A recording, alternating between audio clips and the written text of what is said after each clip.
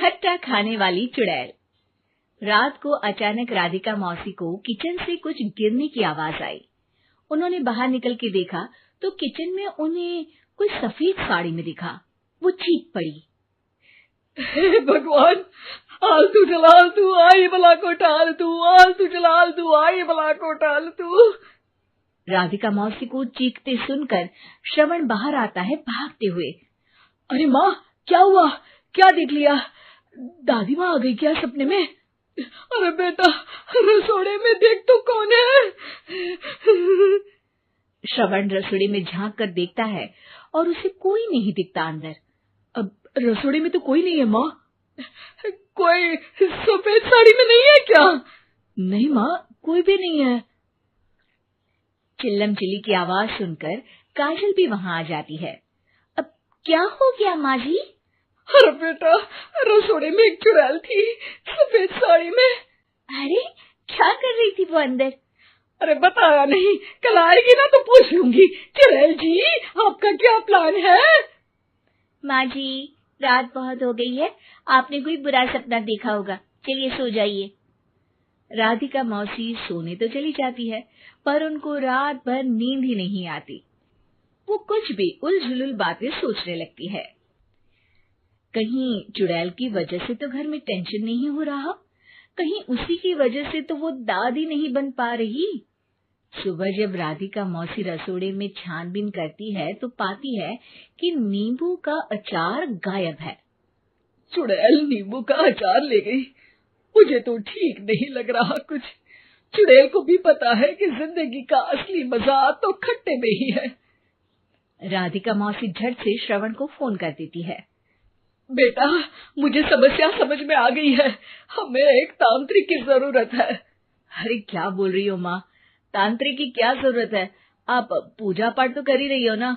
आलतू जलालतू मंत्र सारे फालतू जैसे कुछ मंत्र पढ़ो, चली जाएगी अपने आप चुड़ैल। अरे नहीं बेटा, कभी चुड़ैल को कम नहीं समझते। अरे तुझे पता भी नहीं चलेगा कि कभी वो छल करके काजल की जगह घर की बहू खुद बन जाएगी। क्या माँ, कुछ भी बोल रही हो? कहाँ काजल और कहाँ चुड़ैल? वैसे एक बात बताओ, काजल को अगर गाने के लिए बोल देना तो चुड़ैल काजल की आवाज सुनकर घर तो क्या धरती लोग छोड़कर चली जाएगी। तुम ना पढ़े लिखे बच्चे हर चीज को मजाक समझते हो। तुम रहने दो, मैं खुद ही तांत्रिक को बुला लेती हूँ। अच्छा सुन, शाम को इमली लेके आना। क्या है कि चटनी खाए बहुत दिन हो गए है ना? नहीं माँ, इमली तांत्रिक से ही मंगवा लो ना, आटा वगैरह भी उसी से पिसवा लेना। देखो मुझे काम करना है। श्रवण रात को कई तरह की सब्जियों के साथ माँ के कहने पे चटनी के लिए इमली भी ले आया था, लेकिन राधिका मौसी के दिमाग में अलग ही फिल्म चल रही थी। उन्हें अब सिर्फ शक ही नहीं यकीन होने लगा था कि शायद चुड़ैल ने श्रवण पर अपना जाल बिछा दिया था, जिस वजह से श्रवण उनकी बात ही नहीं मान रहा था।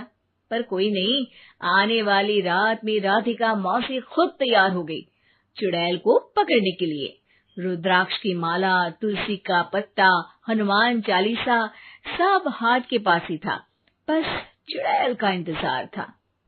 और जैसा राधिका मौसी ने सोचा था वैसा ही हुआ।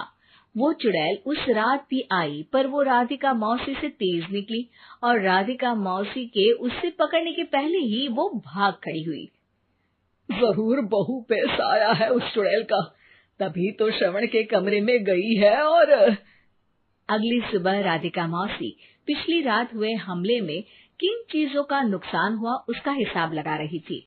उनके खेमे से एक आम के अचार की शीशी भी गायब हो चुकी थी और वो इमली भी जो कल श्रवण लेकर आया था।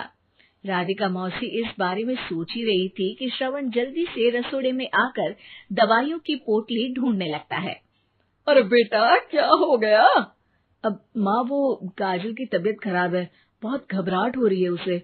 हे भगवान, मैंने पहले ही कहा था कि तांत्रिक को बुला लेते हैं, पर नहीं, अब देखो उस चुड़ैल ने काजल को अपने वश में करना शुरू भी कर दिया है। हालांकि श्रवण भूतों में विश्वास नहीं करता था, पर अब वो भी डर जाता है और राजी हो जाता है एक तांत्रिक को बुलाने के लिए। कुछ ही घंटों में तांत्रिक आ जाते हैं और राधिका मौसी तांत्रिक जी को सब बता देती है। घोर संकट, घनघोर संकट, चुड़ैल को मारू जोर चाकट, ओम भट स्वाहा खटखा के आहा। अरे ये क्या मंत्र है? मेरे खुद के ओरिजिनल मंत्र है, कल रात को ही लिखे हैं, अच्छे लगे तो दाद चाहूंगा। एक और मंत्र सुनो। अर्ज किया है आब्राकडाब्रा, दिल्ली बम्बई आगरा, चंदा मामा सोरले सुरन मामू जारा। ये मंत्र है? अरे कोई 40 वालीसा पढ़ो ना। वक्त कम है, 40 नहीं पड़ेंगे, 20-25 में काम चलाना पड़ेगा। अलग निरंजन जाके लंदन, मुफ्त का मंजान घिस मेरे नंदन। अरे जल्दी करो तांत्रिक जी, जल्दी करो। तांत्रिक अपने उल झलूल मंत्र पढ़ने लगता है। श्रवण को तांत्रिक पे शक होता है। वो अपने एक डॉक्टर दोस्त को कॉल कर देता है ताकि कोई अनहोनी हो तो इमरजेंसी में चीजें मैनेज हो जाए। तांत्रिक धुनी रमाता है, जिसकी वजह से कमरे में काफी धुआं हो जाता है और जिसकी वजह से बहू की घबराहट बढ़ जाती है। अब भागेगी चुड़ैल। हाँ। बहू खांसते हुए धुएं से बचने के लिए बाहर चली जाती है। अरे भाग रही है, भाग रही है। पीछे पीछे श्रवण भी जाता है। बहू एक सोफे पर बैठ जाती है। तभी डॉक्टर दोस्त आ जाते हैं और श्रवण को पानी लाने के लिए कहते हैं। थोड़े चेकअप के बाद डॉक्टर कहते हैं, मेरे हिसाब से जाप का काम पूरा हो गया है। क्या मतलब? अरे कुछ भी नहीं माँ, तांत्रिक मुआ चोर है।